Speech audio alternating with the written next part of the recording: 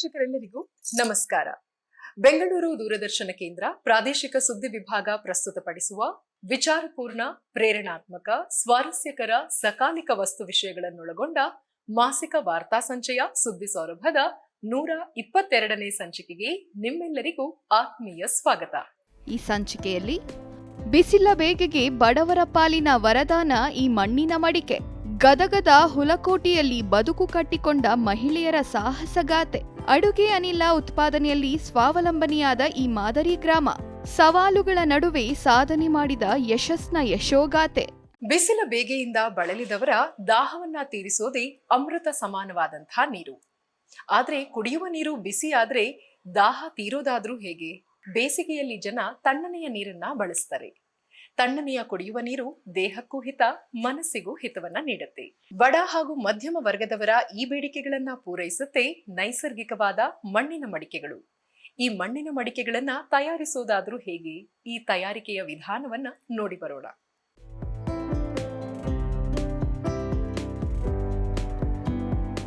ಬಿಸಿಲ ಬೇಗೆ ಹೆಚ್ಚಿದಂತೆಲ್ಲ ದಾಹವು ಹೆಚ್ಚಾಗುತ್ತದೆ. ಸೂರ್ಯನ ಶಾಖಕ್ಕೆ ಮನೆಗಳ ಪಾತ್ರೆಯಲ್ಲಿ ಸಂಗ್ರಹಿಸಿಟ್ಟ ಕುಡಿಯುವ ನೀರು ಬಿಸಿಯಾಗಿರುತ್ತದೆ. ಹೀಗಾಗಿಯೇ ಜನ ತಣ್ಣನೆಯ ನೀರನ್ನು ಬಯಸುತ್ತಾರೆ. ಅದಕ್ಕೆ ಪರಿಹಾರ ನೈಸರ್ಗಿಕ ಮಣ್ಣಿನಲ್ಲಿ ತಯಾರಿಸಿದ ಹೂಜಿ ಮಡಕೆ. ನೂರಾರು ವರ್ಷಗಳಿಂದ ಬಳಸುತ್ತಿರುವ ಈ ಹೂಜಿ ಮಡಕೆಗೆ ಈಗ ಆಧುನಿಕ ಸ್ಪರ್ಶ ಲಭಿಸಿದೆ. ನಲ್ಲಿಯ ಸಮೇತ ಬಣ್ಣ ಬಣ್ಣದ ಹೂಜಿಗಳು ಮಾರುಕಟ್ಟೆಗೆ ಬಂದಿವೆ.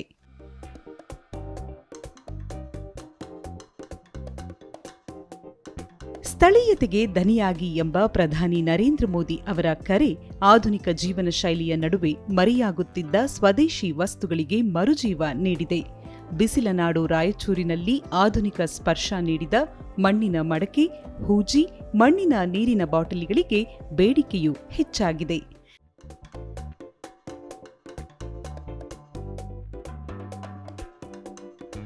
ರಾಯಚೂರಿನ ಬಸವೇಶ್ವರ ವೃತ್ತದ ಬಳಿಯ ಪಾದಚಾರಿ ರಸ್ತೆಯಲ್ಲಿ 5 ಲೀಟರ್ನಿಂದ 60 ಲೀಟರ್ ವರೆಗಿನ ಮಡಕೆಗಳು, ಅರ್ಧ ಲೀಟರ್ನಿಂದ 2 ಲೀಟರ್ ವರೆಗೆ ಮಣ್ಣಿನ ಬಾಟಲಿಗಳು ಮಾರಾಟಕ್ಕೆ ಲಭ್ಯವಿವೆ. ಆಧುನಿಕ ಜೀವನ ಶೈಲಿಯಲ್ಲಿ ಪ್ಲಾಸ್ಟಿಕ್, ಸ್ಟೀಲ್ನ ತರಹೇವಾರಿ ಉತ್ಪನ್ನಗಳು ಮಾರುಕಟ್ಟೆಯನ್ನು ಆಕ್ರಮಿಸಿದ್ದವು. ಹೀಗಾಗಿಯೇ ಸಾಂಪ್ರದಾಯಿಕ ಮಣ್ಣಿನ ಮಡಕೆಗೆ ನಲ್ಲಿ ಅಳವಡಿಸಿ ಬಣ್ಣ ಬಣ್ಣದ ಚಿತ್ತಾರ ಬರೆದು ಆಕರ್ಷಕಗೊಳಿಸಲಾಗುತ್ತಿದೆ. ಸ್ಥಳೀಯವಾಗಿ ಕೆರೆಯಲ್ಲಿ ಸಿಗುವ ಜೇಡಿಮಣ್ಣು, ರಾಜಸ್ಥಾನದ ಮಿಟ್ಟಿ, ಮಹಾರಾಷ್ಟ್ರದಿಂದ ತಂದ ಕಪ್ಪು ಮಣ್ಣಿನಿಂದ ಮಡಕೆಗಳು ಸೇರಿದಂತೆ ವಿವಿಧ ಬಗೆಯ ಉತ್ಪನ್ನಗಳು ಜನರನ್ನು ಆಕರ್ಷಿಸುತ್ತಿವೆ. ಪರಿಣಾಮ ಮಣ್ಣಿನ ಮಡಕೆಗಳಿಗೂ ಈಗ ಬೇಡಿಕೆ ಬಂದಿದ್ದು ಜನರು ಮಡಕೆ, ಹೂಜಿಯತ್ತ ಮುಖ ಮಾಡುತ್ತಿದ್ದಾರೆ.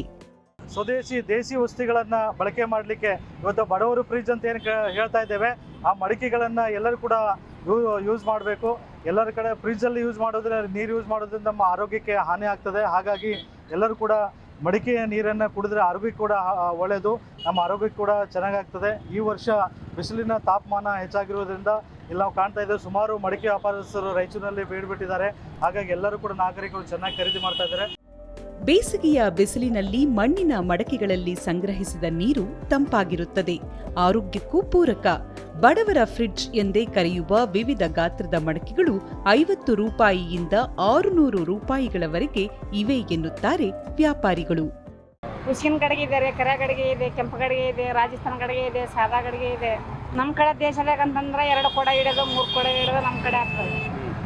ಒಂದೇ ಕ್ಯಾನ್ ಬರ್ಬೇಕಂತಂದ್ರೆ ರಾಜಸ್ಥಾನ ಕಡೆಯಿಂದ ತಗೊಂಡ್ಬರ್ತೀವಿ ನಾವು. ಫ್ರಿಡ್ಜ್ ನೀರು ಕುಡಿದರೆ ಗಂಟಲು ಕಟ್ಟುತ್ತದೆ. ಆದರೆ ನೈಸರ್ಗಿಕವಾಗಿ ದೊರಕುವ ಮಣ್ಣಿನಿಂದ ತಯಾರಿಸಿದ ಮಡಕೆಯ ನೀರು ಆರೋಗ್ಯಕ್ಕೂ ಉತ್ತಮ. ಜೊತೆಗೆ ಸ್ಥಳೀಯ ಉತ್ಪನ್ನಗಳಿಗೆ ನಾವು ಬೆಂಬಲ ನೀಡಿದಂತಾಗುತ್ತದೆ ಎನ್ನುತ್ತಾರೆ ಸ್ಥಳೀಯರು. ಈಗ ಒಂದು 3-4 ದಿವಸದಿಂದ ರಾಯಚೂರಲ್ಲಿ ಅತಿ ಬಿಸಿಲು, 41 ಡಿಗ್ರಿ, ಹೊರಗಡೆ ಹೋಗೋಕ್ಕಾಗ್ತಾ ಇಲ್ಲ. ಈ ಮನೆಯಲ್ಲಿ ಫ್ರಿಜ್ ಇದೆ, ಆ ನೀರು ಕುಡಿದ್ರೆ ಗಂಟಲು ನೋವೆಲ್ಲ ಆಗ್ತಾ ಇದೆ. ಹಾಗಾಗಿ ಈಗ ನಾವು ಗಡಿಗೆ ಅಥವಾ ಮಣ್ಣಿನ ಬಾಟ್ಲು ತೊಗೊಂಡು ಮನೆಯಲ್ಲಿ ನ್ಯಾಚುರಲ್ ಆಗಿ ತಂಪಾದ ನೀರು ಕುಡಿಬೇಕೆಂಬುದು ಇದು ಇರೋ ಸಲುವಾಗಿ ನಾವು ಮಣ್ಣಿನ ಗಡಿಗೆ ಮತ್ತು ಬಾಟ್ಲು ತಗೋಕೆ ಬಂದಿದ್ದೀವಿ. ಮಣ್ಣಿನ ಗಡಿಗೆ ಯೂಸ್ ಮಾಡೋದ್ರಿಂದ ರೈತರಿಗೆ ಇದಾಗುತ್ತೆ, ಗುಡಿಗಾರಿಕೆ ಡೆವಲಪ್ ಆಗುತ್ತೆ. ಇದು ಫ್ರಿಜ್ ಬಳಸೋದ್ರಿಂದ ಮನೆಯಲ್ಲಿ ಕರೆಂಟ್ ಇದಾಗುತ್ತೆ, ಬಟ್ ಆರೋಗ್ಯಕ್ಕೆ ದುಷ್ಪರಿಣಾಮ ಅದ. ಗಡಿಗೆ ಬಳಸೋದ್ರಿಂದ ನಮ್ಮ ಆರೋಗ್ಯನ ಇಂಪ್ರೂವ್ ಆಗುತ್ತೆ. ನಮ್ಮ ದೇಶದ ಪ್ರೈಮ್ ಮಿನಿಸ್ಟರ್ ಆಗಿರ್ತಕ್ಕಂಥ ಮಾನ್ಯ ನರೇಂದ್ರ ಮೋದಿ ಅವರು ಸ್ವದೇಶಿ ಉತ್ಪನ್ನಗಳಿಗೆ ಅವರು ಮೊದಲಿಂದನೂ ಸ್ವದೇಶಿ ಬಳಸಿ ಸ್ವದೇಶಿ ನಿರ್ಮಿತವಾಗಿರ್ತಕ್ಕಂಥ ಖಾದಿ ಇರ್ಬೋದು, ಮಡಕೆ ಇರ್ಬೋದು, ಇನ್ನಿತರ ಯಾವುದೇ ವಸ್ತುಗಳನ್ನಿರ್ಬೋದು ಸ್ವದೇಶಿ ಉತ್ಪನ್ನಗಳಿಗೆ ಹೆಚ್ಚಿನ ಆದ್ಯತೆಯನ್ನು ನೀಡಿದ್ದಾರೆ. ಮುಂದೂ ಕೂಡ ಇನ್ನೂ ಹೆಚ್ಚಿನ ಆದ್ಯತೆಯನ್ನು ನೀಡಲಿ. ಈ ಮಡಕೆಗಳಿಂದಾಗಿ ಜನರಿಗೆ ಒಳ್ಳೆಯ ಆರೋಗ್ಯ ಸಿಗ್ತದ.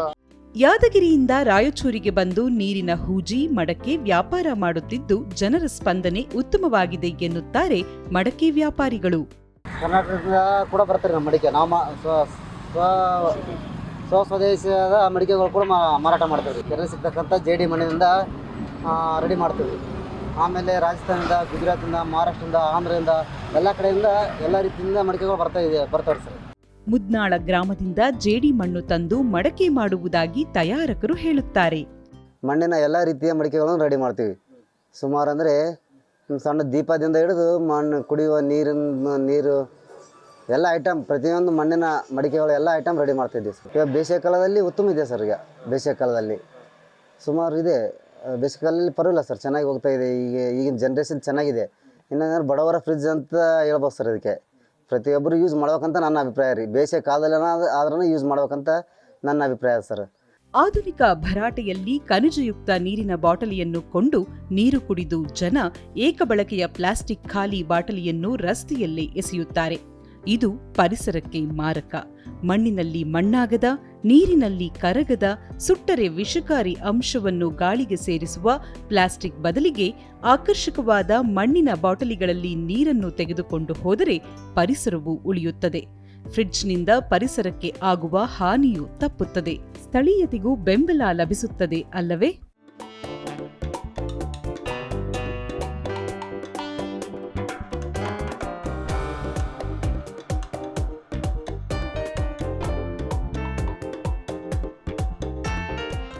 ಸಹಕಾರ ರಂಗದ ಪ್ರಯೋಗಾಲಯದ ತೊಟ್ಟಿಲು ಎಂದೇ ಖ್ಯಾತಿಯನ್ನ ಪಡೆದಿರುವ ಗದಗ ಜಿಲ್ಲೆಯ ಹುಲಿಕೋಟೆಯಲ್ಲಿ ಸಂಘಟಿತ ಮಹಿಳೆಯರಿಂದ ಸಿಹಿ ಕ್ರಾಂತಿಯೇ ಆರಂಭವಾಗಿದೆ. ಇದಕ್ಕೆ ಗ್ರಾಮೀಣ ಜೀವನೋಪಾಯ ಅಭಿಯಾನದ ಬೆಂಬಲವೂ ಲಭಿಸಿದೆ. ಏನಿದು ಸಿಹಿ ಕ್ರಾಂತಿ ಅಂತೀರಾ? ಬನ್ನಿ ನೋಡಿ ಬರೋಣ.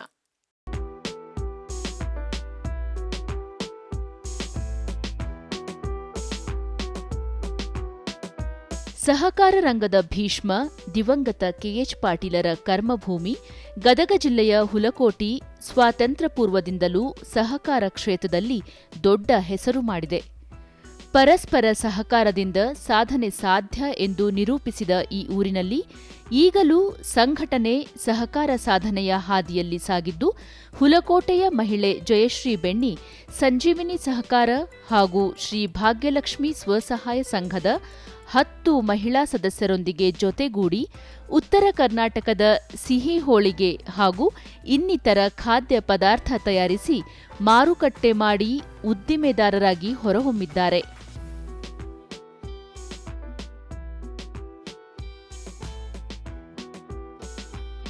ಕೇಂದ್ರ ಪುರಸ್ಕೃತ ದೀನ್ ದಯಾಳ್ ಅಂತ್ಯೋದಯ ಯೋಜನೆ ಗ್ರಾಮೀಣ ಜೀವನೋಪಾಯ ಅಭಿಯಾನದಡಿ ಬೆಂಬಲ ಪಡೆದು ಗುಳ್ಳೆಡಕಿ ಉಂಡಿ, ಶೇಂಗಾ ಹೋಳಿಗೆ, ಶೇಂಗಾ ಎಳ್ಳು ಎಣ್ಣೆ ಹೋಳಿಗೆ, ಶಂಕರಪೋಳಿ, ಜೋಳ ಸಜ್ಜೆ ರೊಟ್ಟಿ, ಚಕ್ಕುಲಿ, ಕೋಡ್ಬಳೆ, ಗಿರ್ಮಿಟ್ ಸೇರಿದಂತೆ 15ರಿಂದ 20 ಬಗೆಯ ಸಿಹಿ ಮತ್ತು ಖಾರದ ಪದಾರ್ಥಗಳನ್ನು ತಯಾರಿಸಿ ಬ್ರ್ಯಾಂಡ್ ಮಾಡಿ ಗದಗದ ಹಳ್ಳಿ ರುಚಿಯನ್ನು ರಾಜ್ಯದ ವಿವಿಧೆಡೆ ಅಷ್ಟೇ ಅಲ್ಲ, ಹೊರ ರಾಜ್ಯಗಳಿಗೂ ತಲುಪಿಸಿ ಉತ್ತಮ ಆದಾಯ ಗಳಿಸಿ ಮಹಿಳೆ ಅಬಲೆ ಅಲ್ಲ ಸಬಲೆ ಎಂದು ಸಾಬೀತು ಮಾಡಿದ್ದಾರೆ.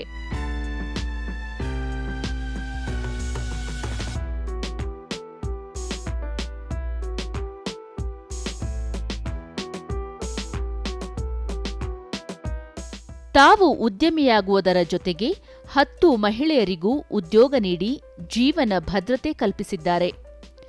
ಉದ್ದಿಮೆ ಸ್ಥಾಪಿಸಲು ಮಾಡಿದ ಸಾಲವನ್ನೂ ತೀರಿಸಿ ಈಗ ಲಕ್ಷಾಂತರ ರೂಪಾಯಿ ವಹಿವಾಟು ನಡೆಸುತ್ತಿರುವ ಅವರು ಇತರ ಮಹಿಳೆಯರಿಗೆ ಮಾದರಿಯಾಗಿದ್ದಾರೆ.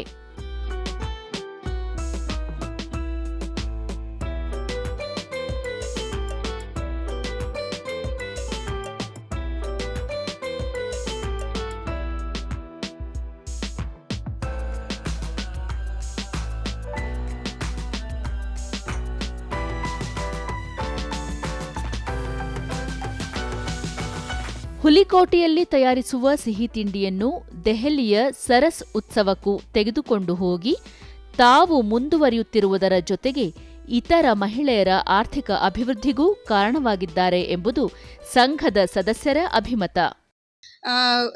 ಸ್ವಂತ ಉದ್ಯೋಗಗಳನ್ನು ಮಾಡ್ಕೊಂಡು ಮುಂದೆ ಬಂದೇವಿ. ಅವರು ನಮ್ಮ ಸಂಘದೊಳಗೆ ಅದಾರ ಅಂತ ಹೇಳಕ್ಕೆ ನಮಗೆ ಹೆಮ್ಮೆ ಅನಿಸುತ್ತೆ. ಅವರು ಕೂಡ ಪ್ರತಿಯೊಬ್ಬ ಮಹಿಳೆಗೂ ಉದಾಹರಣೆಯಾಗಿ, ದುಡಿಯುವಂಥ ಮಹಿಳೆಗೆ ಉದಾಹರಣೆಯಾಗಿ ಮೇಲಕ್ಕೆ ಬಂದಾರ. ಅವ್ರನ್ನ ನೋಡಿ ನಾವು ಕೂಡ ಎಷ್ಟೋ ಪಾಠಗಳನ್ನು ಕಲ್ತೇವಿ. ಅವ್ರನ್ನ ನೋಡಿನೂ ಜೀವನ ಮಾಡ್ತಾ ಇದ್ದೀವಿ. ಒಬ್ಬ ಮಹಿಳೆ ಇನ್ನೊಬ್ಬರನ್ನು ಕರ್ಕೊಂಡು ಜೀವನದೊಳಗೆ ಮುಂದೆ ಬರಬಹುದು, ಈ ಥರನೂ ದುಡಿಬಹುದು ಅಂಥೇಳಿ ಅವ್ರನ್ನ ನೋಡಿ ಎಷ್ಟೋ ನಾವು ನಮ್ಮ ಸಂಘದಾಗ ಇರೋವಂಥ ಸದಸ್ಯರಿಗೂ ಹೇಳೀನಿ. ಹೊರದೇಶದಲ್ಲಿನೂ ಇವರು ಪ್ರಾಡಕ್ಟ್ ಹೋಗ್ತಿದೆ. ಯಾಕಂದರೆ ರುಚಿಯಾದ ಪದಾರ್ಥಗಳನ್ನ ಮಾಡ್ತಿದ್ದಾರಲ್ಲ, ಇವ್ರ ಬೇಡಿಕೆ ಜಾಸ್ತಿ ಆಗಿದೆ. ಆಮೇಲೆ ಎಲ್ಲ ಬೇರೆ ಬೇರೆ ಕಡೆ ಎಲ್ಲ ಪ್ರಾಡಕ್ಟ್ ಹೋಗ್ತಾ ಇದೆ. ಕೂಲಿ ಕೆಲಸ ಮಾಡಿಕೊಂಡಿದ್ದ ಜಯಶ್ರೀ ಬೆಣ್ಣಿ ಅವರು ಜೀವನೋಪಾಯ ಅಭಿಯಾನದ ಪ್ರೋತ್ಸಾಹದಿಂದ ಇಂದು ಉದ್ದಿಮೆದಾರರಾಗಿದ್ದಾರೆ ಎಂದು ಜಿಲ್ಲಾ ಮಟ್ಟದ ಅಧಿಕಾರಿಗಳು ಹೇಳುತ್ತಾರೆ. ಒಬ್ಬ ಸ್ವಸಹಾಯ ಸಂಘ ಮಹಿಳೆ, ಸಾಮಾನ್ಯ ಮಹಿಳೆ ಇವತ್ತು 4 ಜನರಿಗೆ ಕೆಲಸ ಕೊಡ್ತಾ ಇದ್ದಾರೆ. ಜೊತೆಗೆ ಅವರ ಆದಾಯ ನೀವು ಕೇಳಿದ್ರೆ ಆಶ್ಚರ್ಯ ಪಡ್ತದೆ. ಪ್ರತಿ ತಿಂಗಳ ಅವರ ಆದಾಯ ಏನಿಲ್ಲ ಅಂದ್ರೆ ಒಂದು 25,000ರಿಂದ 30,000 ರೂಪಾಯಿ ಅವರ ಆದಾಯ ಬರ್ತಾ ಇದೆ.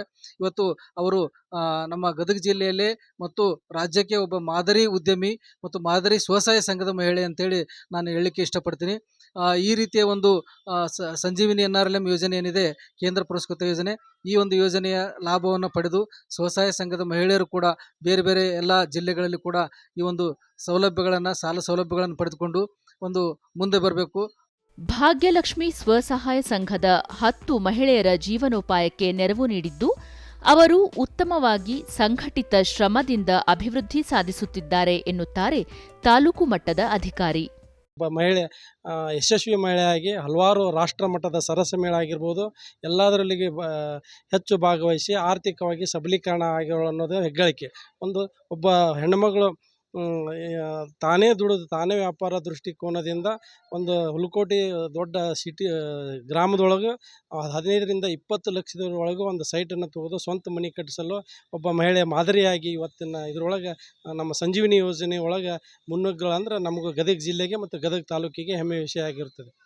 ಕಲಬೆರಕೆ ಇಲ್ಲದ ಸ್ವಚ್ಛ ಗ್ರಾಮೀಣ ಸೊಗಡಿನ ತಿಂಡಿ ತಿನಿಸು ತಯಾರಿಸುತ್ತಿದ್ದು, ಇದಕ್ಕೆ ಬ್ರ್ಯಾಂಡಿಂಗ್ ಮಾಡಿ ಮಾರಾಟ ಮಾಡುತ್ತಿರುವುದರಿಂದ ತಮಗೂ ಸಂಘದ ಸದಸ್ಯರಿಗೂ ಜೀವನೋಪಾಯ ಆಗುತ್ತಿದೆ ಎನ್ನುತ್ತಾರೆ ಜಯಶ್ರೀ ಬೆಣ್ಣಿ. ಎಲ್ಲ ಥರದ ಉಂಡೆಗಳನ್ನು ನಾನೊಂದು 20-25 ಐಟಮ್ಸ್ಗಳನ್ನು ಮಾಡ್ತೀನಿ. ಈಗ ಮತ್ತು ನಾನು ಲೋನ್ ತೊಗೊಂಡು ಮತ್ತೆ ಹೆಚ್ಚಿನ ಪ್ರಮಾಣವನ್ನು ನಾನು ಮಾಡ್ತೀನಿ. ಈಗ ನಮ್ಮ ಮಿನಿಸ್ಟ್ರಿಗೆ ಕೂಡ ಇಲ್ಲಿಂದ ನಾನು ಸಪ್ಲೈ ಮಾಡ್ತೀನಿ. ತಿಂಗಳ ಒಂದು 15-20 ಸಾವಿರ ರೂಪಾಯಿದ ಮಾಲನ್ನು ಎಲ್ಲ ಕಡೆಯೂ ನನ್ನ ದಿಲ್ಲಿ, ಬೆಂಗಳೂರು, ರಾಯಚೂರು ಈ ಕಡೆ ಎಲ್ಲ ನನ್ನ ಎಕ್ಸಿಬಿಷನಿಗೆ ಕಳಿಸ್ತಾರೆ. ಅವರ ಪ್ರೋತ್ಸಾಹದಿಂದ ನನಗೆ ತುಂಬ ಹೆಲ್ಪ್ ಆಗೈತಿ. ಜಯಶ್ರೀ ಬೆಣ್ಣಿ ಅವರ ಸಾಧನೆಯನ್ನು ಗುರುತಿಸಿ ಹಲವು ಸಂಘ ಸಂಸ್ಥೆಗಳು ಪ್ರಶಸ್ತಿಯನ್ನು ನೀಡಿ ಗೌರವಿಸಿವೆ. ಸಂಘಟಿತ ಪರಿಶ್ರಮದಿಂದ ಸಾಧನೆ ಸಾಧ್ಯ ಎಂದು ನಿರೂಪಿಸಿರುವ ಈ ಸ್ವಸಹಾಯ ಸಂಘ ಇತರರಿಗೂ ಪ್ರೇರಣೆ ನೀಡಲಿ, ಅಲ್ಲವೇ?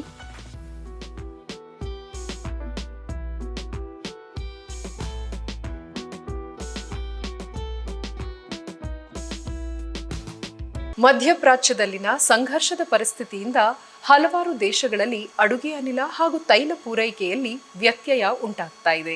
ವಾಣಿಜ್ಯ ಬಳಕೆಯ ಗ್ಯಾಸ್ ಪೂರೈಕೆಯಲ್ಲಿ ವ್ಯತ್ಯಯ ಆಗ್ತಾ ಇರೋದ್ರಿಂದ ಹಲವಾರು ಹೋಟೆಲ್ಗಳಲ್ಲಿ ಒಂದಲ್ಲ ಒಂದು ರೀತಿ ಸಮಸ್ಯೆ ಉಂಟಾಗಿದೆ. ಇಂತಹ ಸಂದರ್ಭದಲ್ಲಿ ಕೂಡ ಬೆಳಗಾವಿಯ ಈ ಗ್ರಾಮದಲ್ಲಿ ಒಂದು ಊರಿದೆ. ಇಲ್ಲಿನ ಊರಲ್ಲಿ ಅಡುಗೆ ಅನಿಲದ ಸಮಸ್ಯೆನೇ ಇಲ್ಲ ಅಂದ್ರೆ ನೀವು ನಂಬ್ತೀರಾ? ಬನ್ನಿ ಕಣ್ಣಾರೆ ಕಾಣೋಣ, ಆ ಗ್ರಾಮಕ್ಕೆ ಹೋಗೋಣ.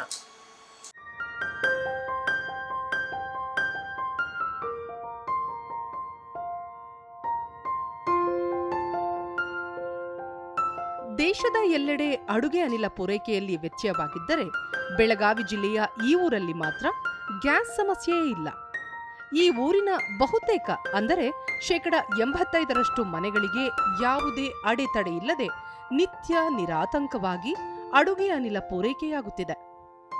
ತಮಗೆ ಬೇಕಾದಷ್ಟು ಅಡುಗೆ ಅನಿಲವನ್ನು ಈ ಊರ ಜನರೇ ಉತ್ಪಾದಿಸಿಕೊಳ್ಳುತ್ತಾರೆ.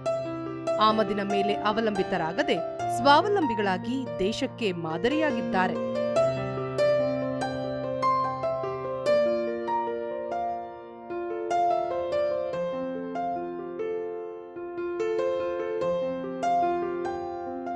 ಹೌದು, ಇದು ಬೆಳಗಾವಿ ತಾಲೂಕಿನ ಕಟ್ಟಣಭಾವಿ ಎನ್ನುವ ಪುಟ್ಟ ಗ್ರಾಮ. ಇಲ್ಲಿರುವುದು 250 ಮನೆ. ಈ ಪೈಕಿ 200ಕ್ಕೂ ಹೆಚ್ಚು ಮನೆಯವರು ದನ ಕರುಗಳ ಸಗಣಿಯನ್ನು ವ್ಯರ್ಥ ಮಾಡದೆ ಗೋಬರ್ ಗ್ಯಾಸ್ ಘಟಕ ಸ್ಥಾಪಿಸಿದ್ದಾರೆ. ತಮ್ಮ ಮನೆಗೆ ಬೇಕಾದ ಅನಿಲವನ್ನು ತಾವೇ ಉತ್ಪಾದಿಸಿಕೊಂಡು ಇಡೀ ದೇಶಕ್ಕೆ ಮಾದರಿಯಾಗಿದ್ದಾರೆ.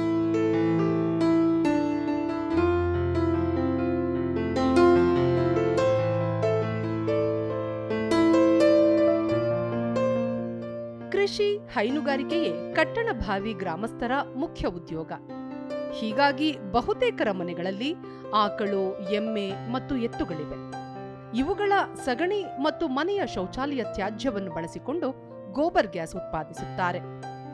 ಗ್ರಾಮದಲ್ಲಿರುವ ಮನೆಗಳ ಹಿತ್ತಲಲ್ಲಿ ಕಣ್ಣು ಹಾಯಿಸಿದಲ್ಲೆಲ್ಲ ಗೋಬರ್ ಗ್ಯಾಸ್ ಘಟಕಗಳು ಕಾಣಸಿಗುತ್ತವೆ. ಈ ಘಟಕಗಳು ಉತ್ಪಾದಿಸುವ ಅನಿಲದಿಂದಲೇ ಇಲ್ಲಿನ ಮನೆಗಳ ಒಲೆ ಉರಿಯುತ್ತವೆ. ಕಳೆದ 40 ವರ್ಷಗಳಿಂದ ಗೋಬರ್ ಗ್ಯಾಸ್ ಬಳಸುತ್ತಿರುವ ಈ ಊರಿನ ಗ್ರಾಮಸ್ಥರಿಗೆ ಹೊಗೆಯ ಸಮಸ್ಯೆಯೂ ಇಲ್ಲ, ಬೆಲೆ ಏರಿಕೆಯ ಭಯವೂ ಇಲ್ಲ, ಅನಿಲದ ಬಿಕ್ಕಟ್ಟು ಮೊದಲೇ ಇಲ್ಲ.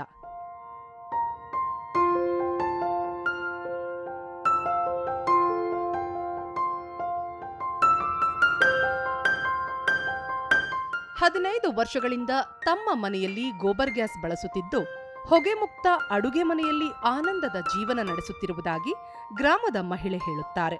ಶಗನ್ ಕಲಿಸ್ತೀವಿ ರೀ, ಅದ್ರಾಗ ಮತ್ತು ಮುಸುರಿ ನೀರು ಹಾಕ್ತೇವೆ.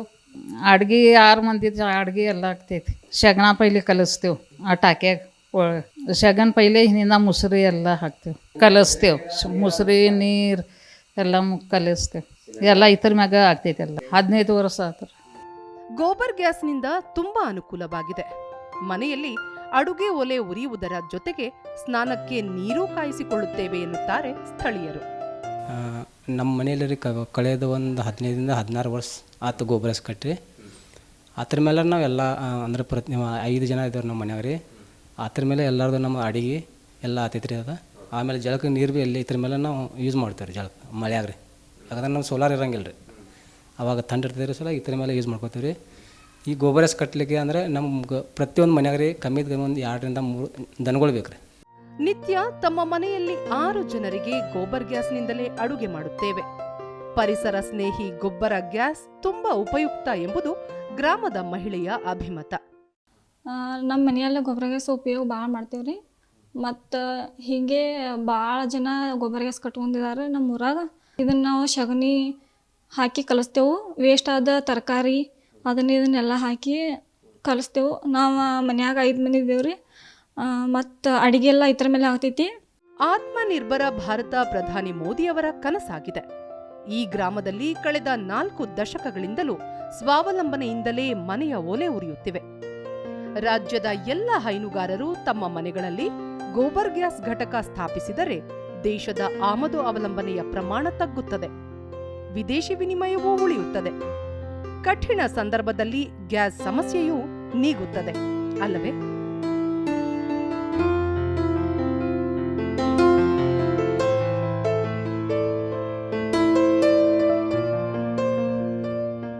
ಸಾಧನೆಗೆ ಅಸಾಧ್ಯವಾದದ್ದು ಯಾವುದೂ ಇಲ್ಲ.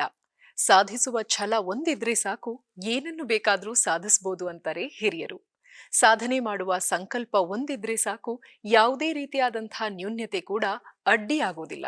ಇದಕ್ಕೆ ಜ್ವಲಂತ ನಿದರ್ಶನ ಅಂದ್ರೆ ಬೌದ್ಧಿಕ ವಿಶೇಷ ಚೇತನ ಯಶಸ್.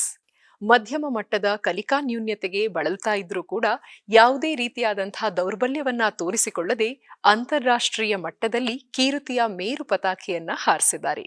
ಬನ್ನಿ ಈ ಸಾಧಕನ ವಿಶೇಷ ಯಶೋಗಾಥೆಯ ಪಯಣವನ್ನ ನೋಡಿ ಬರೋಣ.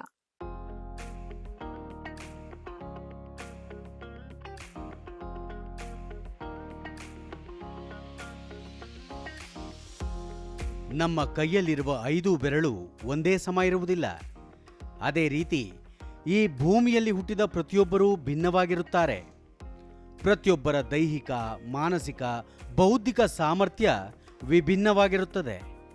ಕೆಲವರು ದೈಹಿಕವಾಗಿ ವಿಶೇಷಚೇತನರಾಗಿದ್ದರೆ ಮತ್ತೆ ಕೆಲವರು ಮಾನಸಿಕ ಅಥವಾ ಬೌದ್ಧಿಕ ಮಟ್ಟದಿಂದ ವಿಶೇಷಚೇತನರಾಗಿರುತ್ತಾರೆ. ಈ ಸವಾಲುಗಳ ನಡುವೆಯೂ ವಿಶೇಷ ಚೇತನರು ಸಾಧನೆಯ ಮೆಟ್ಟಿಲನ್ನೇರಿ ಇತರರಿಗೆ ಮಾದರಿಯಾಗಿದ್ದಾರೆ. ಹುಟ್ಟಿನಿಂದಲೇ ಮಧ್ಯಮ ಮಟ್ಟದ ಬೌದ್ಧಿಕ ಕಲಿಕಾ ನ್ಯೂನತೆಯಿಂದ ಬಳಲುತ್ತಿರುವ ವಿ ಯಶಸ್ ಇಂದು ಅಂತಾರಾಷ್ಟ್ರೀಯ ಮಟ್ಟದಲ್ಲಿ ತ್ರಿವರ್ಣ ಧ್ವಜವನ್ನು ಹಾರಿಸಿ ಸಾಧನೆ ಮಾಡಿದ್ದಾರೆ. ಇಲ್ಲಿದೆ ಯಶಸ್ ಯಶೋಗಾಥೆ.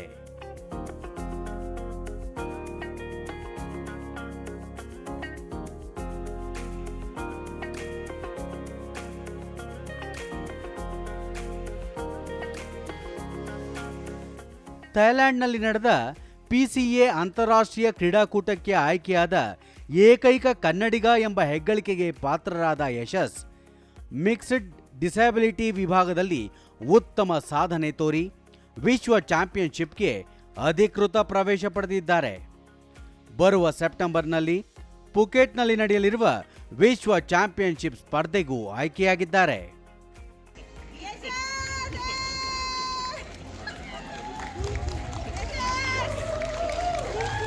Audience members, a round of applause for your mixed disability competitor. Congratulations. Returning for the overall. ಸೆಪ್ಟೆಂಬರ್ನಲ್ಲಿ ನಡೆಯಲಿರುವ ವಿಶ್ವ ಚಾಂಪಿಯನ್ಶಿಪ್ಗೆ ಮಿಕ್ಸ್ಡ್ ಡಿಸಬಿಲಿಟಿ ವಿಭಾಗದಲ್ಲಿ ಆಯ್ಕೆಯಾಗಿರುವ ಯಶಸ್ ತರಬೇತಿ ಪಡೆಯುತ್ತಿದ್ದು, ಜಿಮ್ ತರಬೇತುದಾರರು ಹೆಚ್ಚು ಶ್ರಮದಿಂದ ತರಬೇತಿ ನೀಡುತ್ತಿದ್ದಾರೆ ಎನ್ನುತ್ತಾರೆ ಯಶಸ್ ಅವರ ಸಹೋದರ.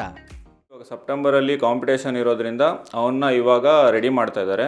ಸೊ ಸೆಪ್ಟೆಂಬರ್ ಒಳಗಡೆ he has to gain 70 kg. ಅದು ಅವ್ರು ಅಂದರೆ ಟಾರ್ಗೆಟ್ ಇಟ್ಕೊಂಡಿರೋದು. ಸೊ ಅಕಾರ್ಡಿಂಗ್ ಟು ದಟ್ ಅವ್ನು ನೀಟಾಗಿ ರೆಡಿ ಆಗ್ತಾ ಇದ್ದಾನೆ. ಅದಕ್ಕೋಸ್ಕರ ಎಲ್ಲ ಫೆಸಿಲಿಟೀಸು ಎಲ್ಲ ಅಂದರೆ ಅವ್ರ ಮದರ್ ಆಗಲಿ ಅವ್ರ ಕೋಚಸ್ ಆಗಲಿ ಎಲ್ಲ ನೋಡ್ಕೋತಾ ಇದ್ದಾರೆ.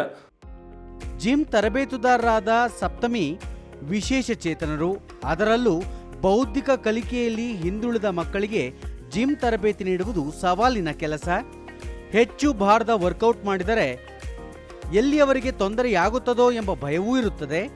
ಈ ನಡುವೆಯೂ ಯಶಸ್ಗೆ ತರಬೇತಿ ನೀಡಿದ್ದು ಅವರು ಸಾಧನೆ ಮಾಡುತ್ತಿದ್ದಾರೆ ಎನ್ನುತ್ತಾರೆ. ಯಶಸ್ನ ಇವಾಗ ಆಲ್ಮೋಸ್ಟ್ ಒಂದು 4 ಮಂತ್ಸಿಂದ ಟ್ರೈನ್ ಮಾಡ್ತಾ ಇದ್ದೀನಿ. ನಾವು ಮನೇಲಿ ಮಕ್ಕಳನ್ನ ಸ್ಪೆಷಲ್ ಕಿಡ್ಸ್ ಅಂತೇಳಿ ಅಂತ ಒಳಗಿಟ್ಕೊಳ್ಳೋ ಬದಲು ಆಚೆ ಕಡೆ ಕರ್ಕೊಂಡು ಬಂದು, ಇಲ್ಲ ಮನೇಲೇ ಆದ್ರೂ ಡಿಸಿಪ್ಲಿನ್ ಅನ್ನೋದು ತುಂಬ ಇಂಪಾರ್ಟೆಂಟ್. ಯಾರಿಗೇ ಆಗಲಿ, ದೊಡ್ಡವರಿಂದ ಹಿಡಿದ್ರು ವಯಸ್ಸಿಗರ ತನಕ ಡಿಸಿಪ್ಲಿನ್ ಅನ್ನೋದು ಬೇಕು. ಬಟ್ ಇವನಿಗೆ ಹೇಳ್ಕೊಟ್ರೆ ಇವತ್ತು ನೀವು ಏನು ಹೇಳ್ಕೊಡ್ತೀರಾ ಅದನ್ನೇ ಫಾಲೋ ಮಾಡ್ಕೊಂಡು ಹೋಗ್ತಾನೆ. ಯಶಸ್ ಅವರ ಸಾಧನೆಯ ಹಿಂದೆ ಓರ್ವ ತಾಯಿಯ ಮಮತೆ, ಅಚಲ ವಿಶ್ವಾಸವೂ ಅಡಗಿದೆ. ಹೊಲಿಗೆ ಕೆಲಸ ಮಾಡುತ್ತಾ ಮಗನ ಏಳಿಗೆಗೆ ಶ್ರಮಿಸುತ್ತಿರುವ ಯಶಸ್ ಅವರ ತಾಯಿ ಕೆ ಸಹನಾ ಎಂದಿಗೂ ಧೃತಿಗೆಡಲಿಲ್ಲ. ಮಾತು, ನಡಿಗೆ ಎಲ್ಲವನ್ನೂ ತಡವಾಗಿ ಕಲಿತ ಮಗನನ್ನು ಶಾಲೆಗೆ ಸೇರಿಸಿದಾಗ ಶಿಕ್ಷಕರು ಈ ಮಗುವನ್ನು ವಿಶೇಷ ಶಾಲೆಗೆ ಸೇರಿಸಿ ಎಂದಾಗಲೂ ಅವರು ಹತಾಶರಾಗಲಿಲ್ಲ. ಇಂದು ಅವರ ಆ ವಿಶ್ವಾಸ ಮಗನ ಸಾಧನೆಗೆ ಸೋಪಾನವಾಗಿದೆ. ಜಿಮ್ಮಿಗೆ ಬಂದು 1.5-2 ಮಂತ್ಸ್ ಆಗಿರ್ಬೋದು. ಹಿತೇಶ್ ಅಂತ ಒಬ್ಬರು ಕಾಂಪಿಟೇಷನ್ ಪಾರ್ಟಿಸಿಪೇಟ್ ಮಾಡ್ಕೊಂಡು ಬಂದರು. ಸೊ ಇಲ್ಲಿ ಎಲ್ಲರೂ ಅವ್ರಿಗೆ ಅಪ್ರಿಷಿಯೇಟ್ ಮಾಡಿ ಅವ್ರ ಮೆಡಲ್ಲು ಸರ್ಟಿಫಿಕೇಟ್ಸ್ ಎಲ್ಲ ನೋಡ್ತಾ ಇದ್ರು. ಆವಾಗ ನಾನು ಸುಮ್ಮನೆ ಸರ್ನ ಕೇಳಿದೆ, ಸರ್ ಯಶಸ್ಗೂ ಇದೆಯಾ, ಯಶಸ್ಸು ಪಾರ್ಟಿಸಿಪೇಟ್ ಮಾಡ್ಬೋದಾ ಅಂತ. ಹಾಂ ಖಂಡಿತ ಮಾಡ್ಬೋದು ಅಂತ ಚೆಕ್ ಮಾಡಿಬಿಟ್ಟು ಹೇಳಿದ್ರು. ಮತ್ತು ಇವ್ರಿಗಂತನೂ ಒಂದು ಪ್ಲ್ಯಾಟ್ಫಾರ್ಮ್ ಇರುತ್ತೆ, ನಾವು ಕ್ರಿಯೇಟ್ ಮಾಡಬೇಕು, ಟ್ರೈ ಮಾಡೋಣ ಅಂತ ಹೇಳಿದ್ರು. ಓಕೆ, ನನ್ನ ತಲೆಯಲ್ಲಿ ಸೆಕೆಂಡ್ ಥಾಟು ಬಂದಿಲ್ಲ. ಬಿಕಾಸ್ ನಾವು ಒಂದು 16-17 ಇಯರ್ಸಿಂದ ಬರೀ ಹುಷಾರಿಲ್ಲ, ಅಲ್ಲಿ ಬಿದ್ದ ಇಲ್ಲಿ ಬಿದ್ದ ಇದೇ ನೋಡ್ಬಿಟ್ಟಿರೋದ್ರಿಂದ ಅವನ ಬಗ್ಗೆನೂ ಒಬ್ಬರು ಪಾಸಿಟಿವ್ ಆಗಿ ಹೇಳ್ತಾರೆ ಅಂದರೆ ನಮಗೂ ತುಂಬ ಖುಷಿ ಆಯಿತು. ಬೌದ್ಧಿಕ, ಮಾನಸಿಕ ಹಾಗೂ ದೈಹಿಕವಾಗಿ ಸವಾಲುಗಳಿದ್ದರೂ ಕಲಿಸಿದ್ದನ್ನು ಶ್ರದ್ಧೆಯಿಂದ ಕಲಿಯುತ್ತಿರುವ ಯಶಸ್ ಅಂತಾರಾಷ್ಟ್ರೀಯ ಮಟ್ಟದ ಸ್ಪರ್ಧೆಯಲ್ಲಿ ಪಾಲ್ಗೊಳ್ಳಲು ಅಭ್ಯಾಸ ಮಾಡುತ್ತಿರುವುದಾಗಿ ಹೇಳುತ್ತಾರೆ. ವಿಶೇಷ ಚೇತನರ ಪೋಷಕರು ತಮ್ಮ ಮಕ್ಕಳು ದುರ್ಬಲರು ಎಂದು 4 ಗೋಡೆಗಳಿಗೆ ಸೀಮಿತಗೊಳಿಸದೆ ಅವಕಾಶಗಳು ತೆರೆಯುವಂತೆ ಮಾಡಿದರೆ ಅವರೂ ಸಾಧನೆ ಮಾಡುತ್ತಾರೆ ಎಂಬುದಕ್ಕೆ ಯಶಸ್ ಅವರ ಸಾಧನೆಯೇ ಸಾಕ್ಷಿಯಾಗಿದೆ. ಎಲ್ಲ ವಿಶೇಷ ಚೇತನರಿಗೂ ಇಂತಹ ಅವಕಾಶಗಳು ಲಭಿಸಲಿ, ಅವರು ಮುಖ್ಯ ವಾಹಿನಿಗೆ ಬರಲಿ, ಭಾರತದ ಕೀರ್ತಿ ಪತಾಕೆಯನ್ನು ದೇಶ ವಿದೇಶಗಳಲ್ಲಿ ಹಾರಿಸಲಿ ಎಂಬುದು ಸುದ್ದಿ ಸೌರಭದ ಆಶಯ.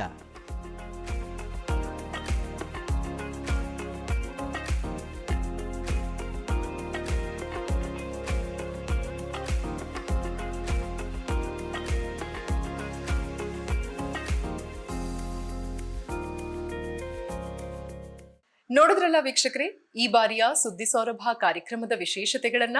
ಸುದ್ದಿ ಸೌರಭ ಕಾರ್ಯಕ್ರಮದ ಕುರಿತಾಗಿ ನಿಮ್ಮ ಅನಿಸಿಕೆ, ಅಭಿಪ್ರಾಯಗಳನ್ನ ನಮ್ಮ ಇಮೇಲ್ ವಿಳಾಸ suddisaurabha@gmail.comಗೆ ಕಳುಹಿಸಬಹುದು. ಮತ್ತೆ ಮುಂದಿನ ತಿಂಗಳ ಕೊನೆಯ ಭಾನುವಾರದಂದು ಮತ್ತಷ್ಟು ಸಕಾರಾತ್ಮಕ, ಸ್ಫೂರ್ತಿದಾಯಕ, ಅನುಕರಣೀಯ ಹಾಗೂ ಸಾಮಾಜಿಕ ಕಳಕಳಿಯುಳ್ಳಂತಹ ಸುದ್ದಿ ಚಿತ್ರಗಳೊಂದಿಗೆ ಭೇಟಿಯಾಗೋಣ. ಸತ್ಯ, ಸಮರ್ಥ, ಸಂಪೂರ್ಣ ಸುದ್ದಿಗಾಗಿ ವೀಕ್ಷಿಸಿ ಚಂದನ ವಾರ್ತೆ. ನಮಸ್ಕಾರ.